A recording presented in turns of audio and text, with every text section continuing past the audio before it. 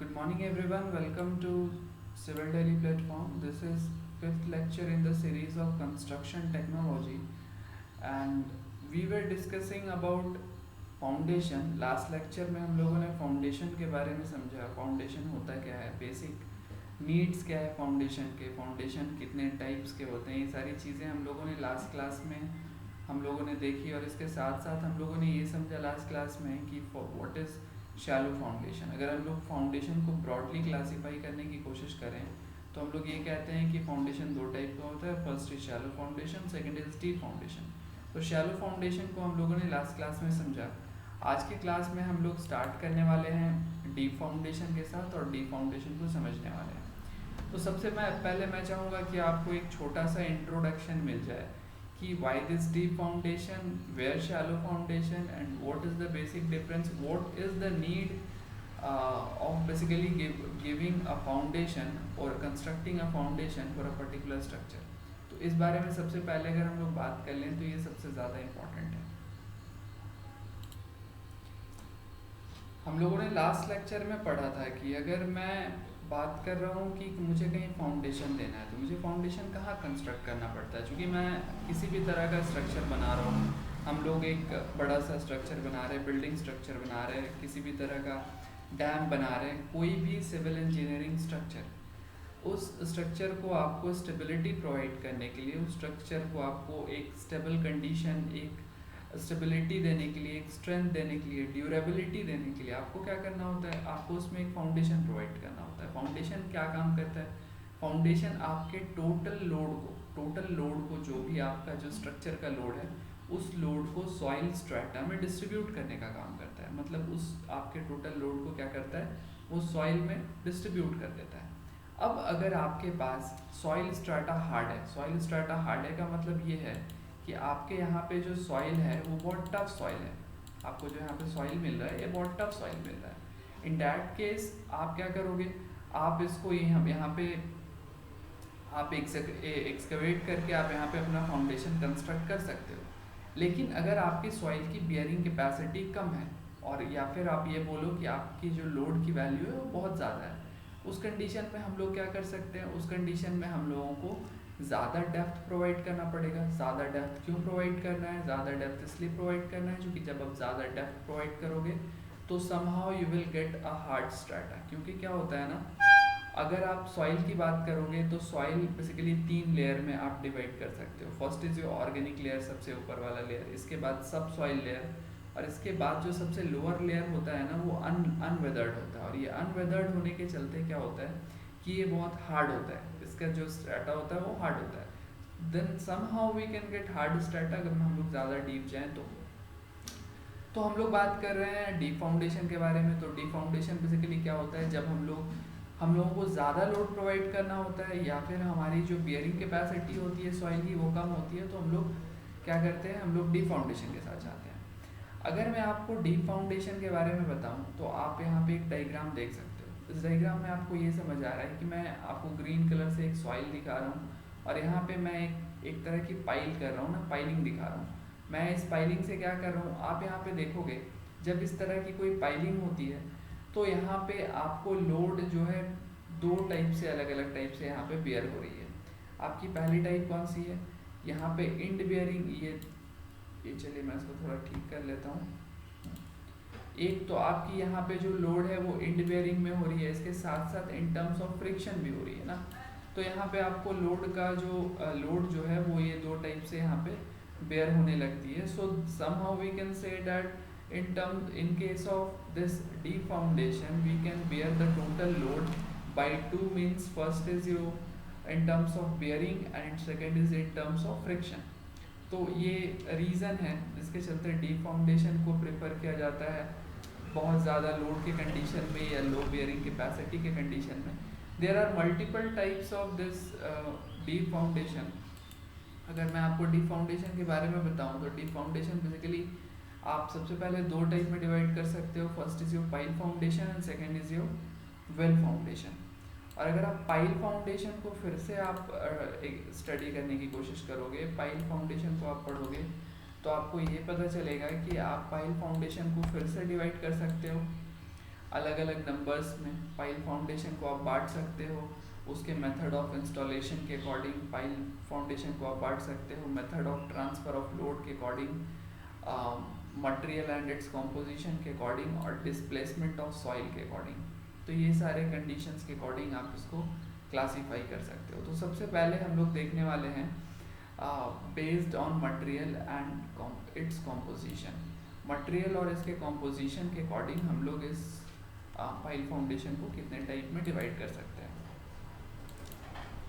तो अगर मटेरियल के अकॉर्डिंग पाइल फाउंडेशन की बात की जाए, then we can divide it into basically 4 type. First is timber pile, second is steel pile, third is concrete pile and fourth is composite pile. तो what is basically composite pile. अगर मैं composite piles के बारे में आपको बताऊं, तो जब ये दो या दो से ज़्यादा मटेरियल को आप कॉम्बाइन करके एक पाइलिंग करते हो ना, तो वहाँ पे हम लोग उसको कॉम्पोजिट पाइलिंग में काउंट करते हैं। So composite piles can be of 2 types. First is concrete with timber and second is concrete with steel. तो ये दो अलग अलग टाइप में आप इसको फिर से डिवाइड कर सकते हो। अगर मैं आपको टिम्बर पाइल के बारे में बताऊं, आपके स्क्रीन पे एक डायग्राम है, आप इस डायग्राम को देख सकते हो। इस डायग्राम में क्या हो रहा है, आपके पास टिम्बर जो है, टिम्बर के बेसिकली लॉग को आप क्या करते हो, सॉइल में ड्राइव कर देते हो। सॉइल में इसको बाई यूजिंग मशीनरीज आप इसको क्या कर सकते हो, ड्राइव कर देते हो। और इस सॉइल में जब आप इसको ड्राइव कर देते हो ना, तो it starts working as a foundation. It somehow reacts, it somehow bears the total load whatever will be applied on it। ये क्या करता है, उस लोड को bear करता है।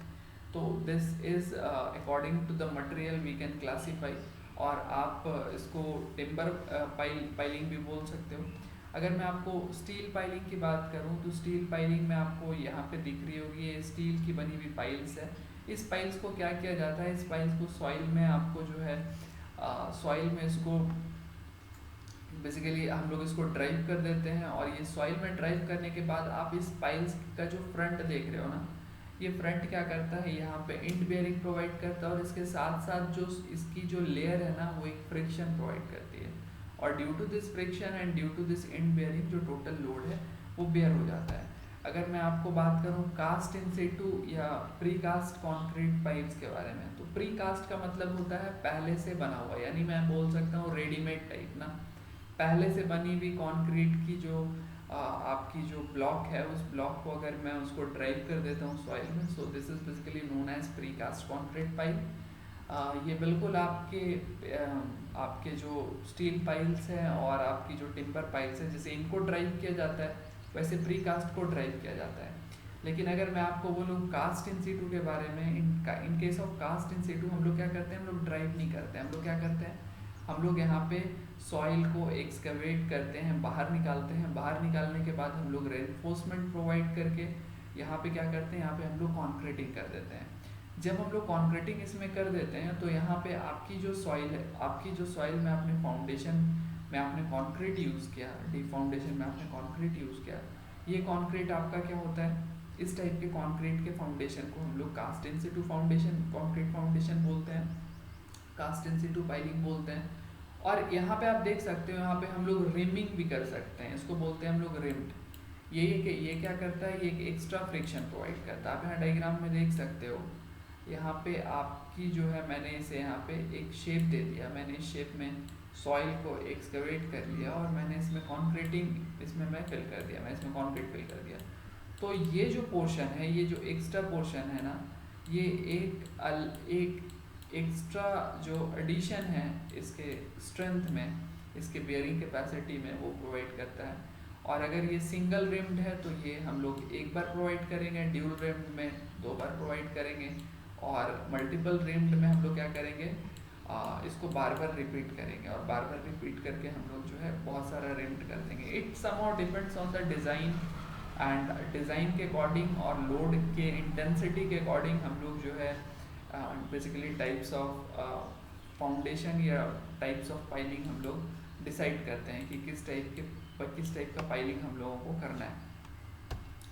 अगर मैं आपको बात करूं method of transfer of load, तो method of transfer of load के अकॉर्डिंग मैं इसको 2 टाइप में डिवाइड कर सकता हूं। First is end bearing piles, and second is friction pile, and third is basically end bearing come friction pile. तो मैं अभी शायद इसके बारे में आपको बताया, चलिए मैं एक बार फिर से इसका एक डायग्राम बना दूँ ताकि जो चीज़ें हैं वो आसान हो जाए। अगर मैं बात करूँ बेसिकली एंड बेयरिंग पाइल्स के बारे में, तो एंड बेयरिंग पाइल या फ्रिक्शन पाइल्स, या फिर अगर मैं दोनों कॉम्बाइंड वे में अगर काम कर रहा है उसको समझाने की कोशिश करूँ, तो आप एंड बेयरिंग पाइल्स को ऐसे देख सकते हो जहाँ पे आपको जो टोटल लोड है वो बेसिकली क्या हो रहा है, वो लोड आपको बेसिकली आप बोल सकते हो इस बेस में आप जो, चलिए मैं इसको थोड़ा पहले क्लियर कर लूँ। आपका जो लोड है वो बेसिकली इस बेस के बेयरिंग से आपको ट्रांसफ़र हो रहा है। यहाँ पे फ्रिक्शन जो होता है वो बहुत लीस्ट होता है, एंड वी बेसिकली हम लोग ये काउंट करते हैं कि यहाँ पे जो ड्यू टू फ्रिक्शन जो लोड ट्रांसफ़र है वो लेस है, और मैक्सिमम जो लोड है वो आपको दिस एंड बेयरिंग से ट्रांसफ़र हो रहा है। अगर मैं बोलता हूँ कि आपकी जो टाइप्स है, आपकी जो पाइलिंग है वो फ्रिक्शन पाइल है, तो फ्रिक्शन पाइल में आपको क्या होता है, आपको फ्रिक्शन पाइल में जो मैक्सिमम जो अमाउंट ऑफ लोड है वो कैसे ट्रांसफ़र होता है, वो in terms of friction bear होता है। आपकी जो लोड है ना वो फ्रिक्शन बेयर करती है मैक्सिमम टू मैक्सिमम। और मैं आपको बताऊं, अगर आपकी सॉइल जो है वो सॉफ्ट है और सॉइल की आपको हार्ड स्ट्रैटा नहीं मिल रहा है, उस कंडीशन में आपको जो बेसिकली फाउंडेशन वहाँ पे जो कंस्ट्रक्ट करना होता है, वहाँ पे हम लोग ये फ्रिक्शन पाइल कंसिडर करते हैं। फ्रिक्शन पाइल क्यों हम लोग कंस्ट्रक्ट करते हैं, फ्रिक्शन पाइल इसलिए कंस्ट्रक्ट करते हैं क्योंकि हम लोगों को हार्ड स्ट्रैटा तो मिल नहीं रहा है, और जब हार्ड स्ट्रैटा मिल नहीं रहा है तो हम लोगों को जो ज़्यादा से ज़्यादा लोड है वो कैसे ट्रांसफ़र करवाना होगा, वो ज़्यादा से ज़्यादा लोड हम लोग को इन टर्म्स ऑफ फ्रिक्शन ट्रांसफ़र करवाना होगा। और जब आपको एक हार्ड स्ट्रैटा मिल जाता है डेप्थ के बाद, तो वहाँ पे हम लोग एंड बेयरिंग पाइल्स यूज़ करते हैं। And when both of this concept, first is end bearing piles and friction pile, is combinedly used to construct a particular foundation or to transfer the load, then we say that the bearing the foundation or the piling is known as end bearing cum friction pile। तो जब ये दोनों concept को equally utilise किया जाता है, या आपकी जो लोड है वो दोनों को दोनों टाइप से ट्रांसफ़र होती है, तो वहाँ पे हम लोग जो है उसको and bearing come friction pile बोलते हैं। अगर मैं मेथड ऑफ इंस्टॉलेशन की बात करूँ, तो मेथड ऑफ इंस्टॉलेशन में क्या है, मेथड ऑफ इंस्टॉलेशन में फर्स्ट टाइप ये है कि मैं उसको ड्राइव कर देता हूँ, ड्राइव एंड पाइल्स का मतलब ये होता है by using some of the instrument. जैसे कि आपने यहाँ पे देखा था टिम्बर पाइल के लिए, मैंने जब आपको एग्जाम्पल यहाँ पे दिखाया था, तो आप देख रहे हो यहाँ पे यूजिंग मशीनरीज इसको क्या कर दिया जाता है, इसको ड्राइव कर दिया जाता है सॉइल में। और जब ड्राइव किया जाता है तो इस टाइप के पाइलिंग को हम लोग बेसिकली बोलते हैं ड्राइव एंड पाइल।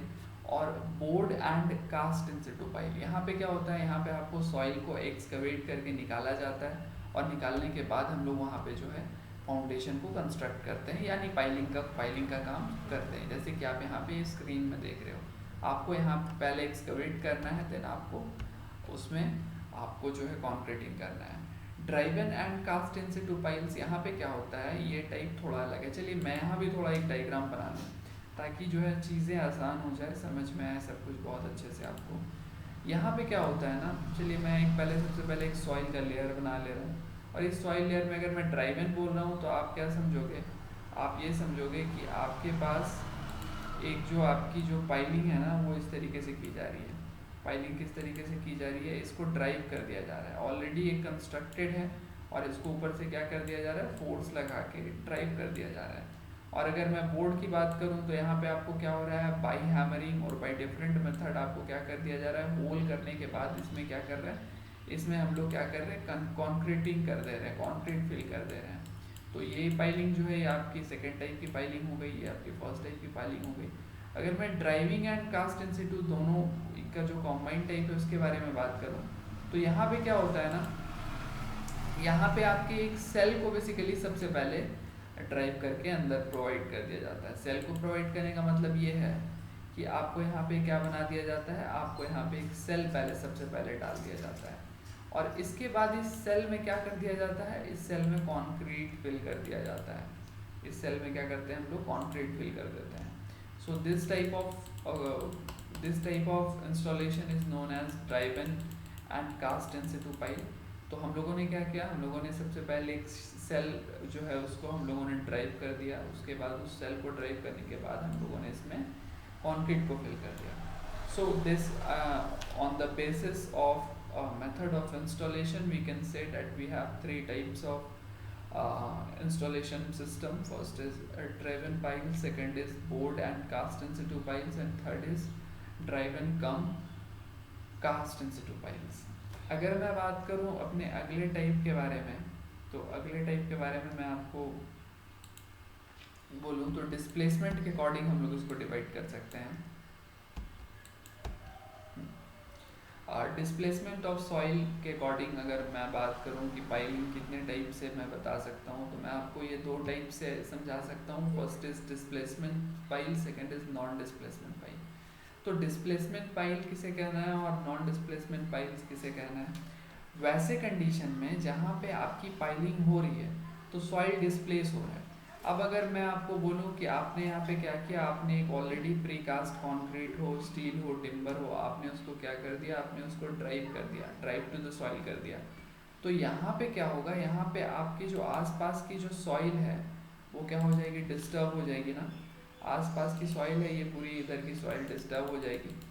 और मैं ये बोल सकता हूँ कि यहाँ पे जो सॉइल होगी ये सॉइल क्या हो जाएगी, डिस्प्लेस हो जाएगी.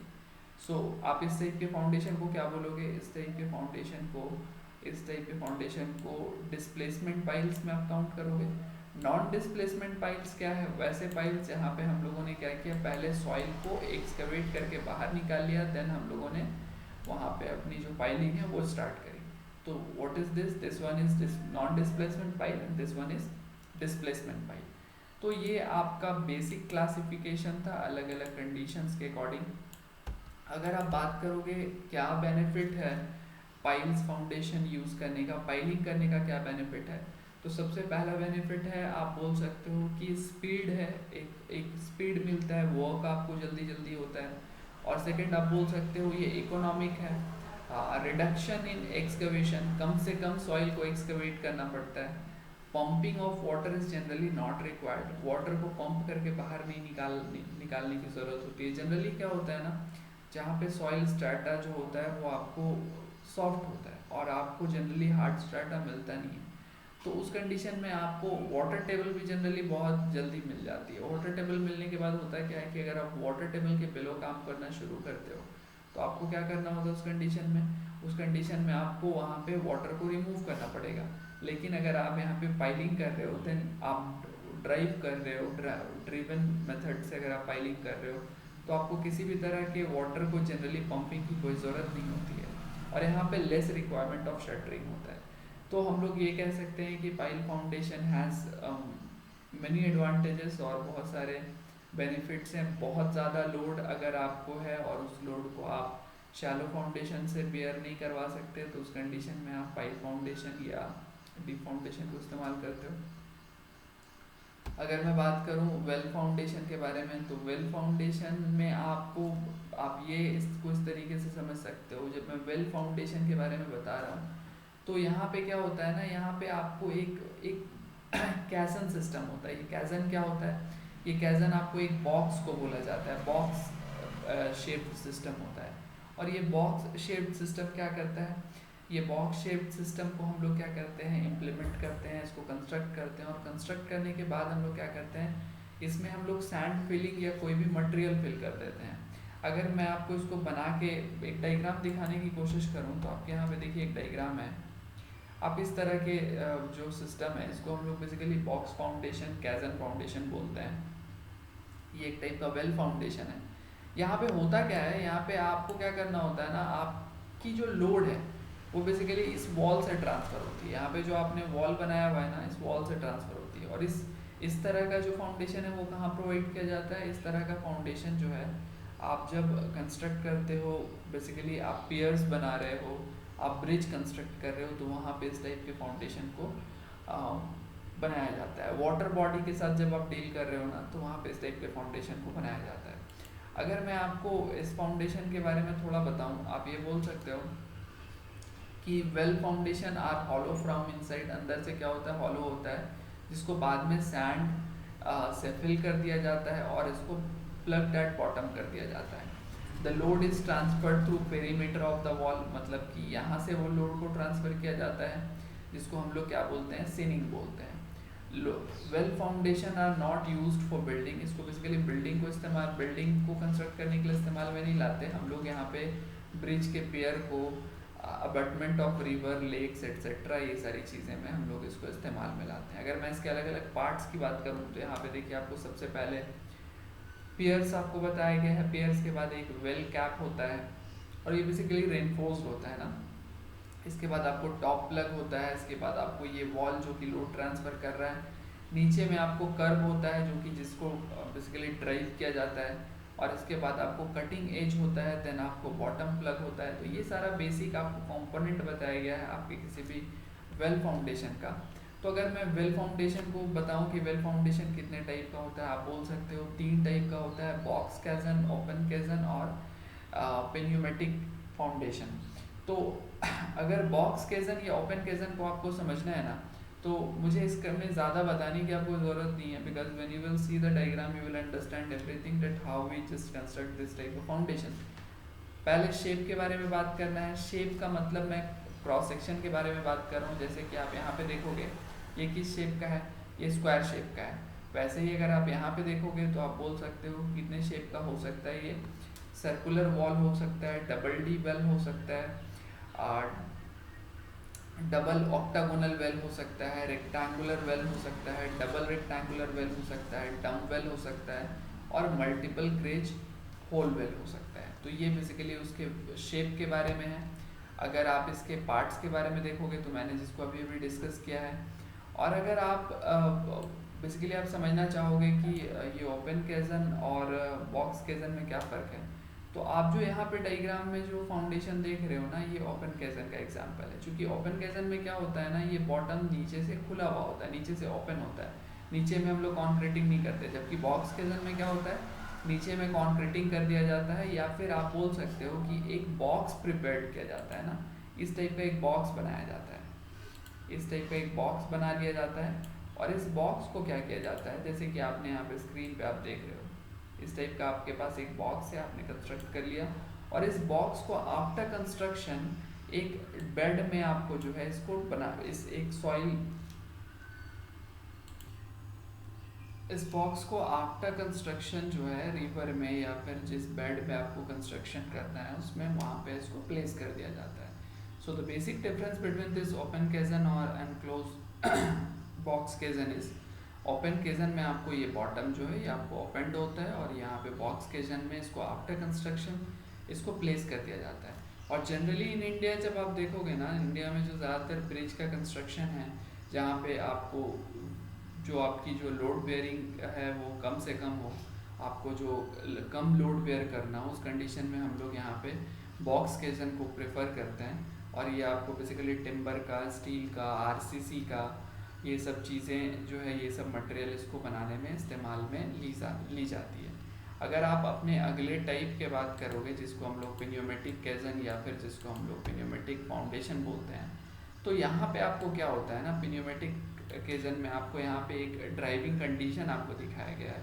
और यहाँ पे क्या होता है, इस ड्राइविंग कंडीशन को अगर आप समझोगे तो आपको यहाँ पे जो लोअर एंड है, यहाँ पे आपको लोअर एंड में वॉकिंग चैम्बर के तरह इसको इस्तेमाल में लाया जाता है। और इस वॉकिंग चैम्बर में आपको कॉम्प्रेस्ड एयर प्रोवाइड करी जाती है। और ये कॉम्प्रेस्ड एयर क्या काम करता है, कॉम्प्रेस्ड एयर प्रोवाइड करके हम लोग जो है यहाँ पे आपको जो है नीचे से जो भी आपकी जो वाटर की जो सीपेज हो रही है, उस वाटर की सीपेज को हम लोग ऑब्स्ट्रक्ट करते हैं या रोकते हैं। तो आपकी ये बेसिकली टाइप्स ऑफ फाउंडेशन थी। आज के क्लास में हम लोगों ने इसको डिस्कस किया, अलग अलग टाइप्स के फाउंडेशन को, पाइलिंग के अलग अलग टाइप्स को डिस्कस किया। इसके बाद हम लोगों ने पाइलिंग को कितने टाइप से हम लोग क्लासीफाई कर सकते हैं उसको हम लोगों ने समझा। इसके बाद हम लोगों की जो वेल फाउंडेशन है वो कितने टाइप की होती है, वो बेसिक कंसेप्ट क्या है उसका, वो हम लोगों ने क्लियर किया। तो आपको क्या करना है, आपको जो ये अलग अलग टाइप्स ऑफ फाउंडेशन है, इसके लिए आपको सबको जो है चार्ट प्रिपेयर करना है। चार्ट प्रिपेयर करके आपको सबको नोट डाउन करना है। और नोट डाउन करके आपको ये सारी चीज़ें को अच्छे से फिर से बार बार इसको आपको समझना है। उम्मीद है कि ये सारी चीज़ें आपको समझ आ गई होंगी। अगर आपको किसी तरह का डाउट होता है then you can write in the comment box. और अगले क्लास से हम लोग सुपर स्ट्रक्चर स्टार्ट करने वाले हैं। और सुपर स्ट्रक्चर में हम लोग जो सुपर स्ट्रक्चर के अलग अलग कंपोनेंट्स है उसको हम लोग डिस्कस करने वाले हैं। तो आज के क्लास में इतना ही, और कल से सुपर स्ट्रक्चर को हम लोग शुरू करेंगे। और उसको हम लोग सुपर स्ट्रक्चर एक 10 घंटे का लेक्चर है, तो 10 घंटे के लेक्चर में हम लोग सुपर स्ट्रक्चर को कवर करेंगे। और अगर आज का लेक्चर अच्छा था then like the video, share it और सब्सक्राइब कर लीजिए चैनल को। Thank you.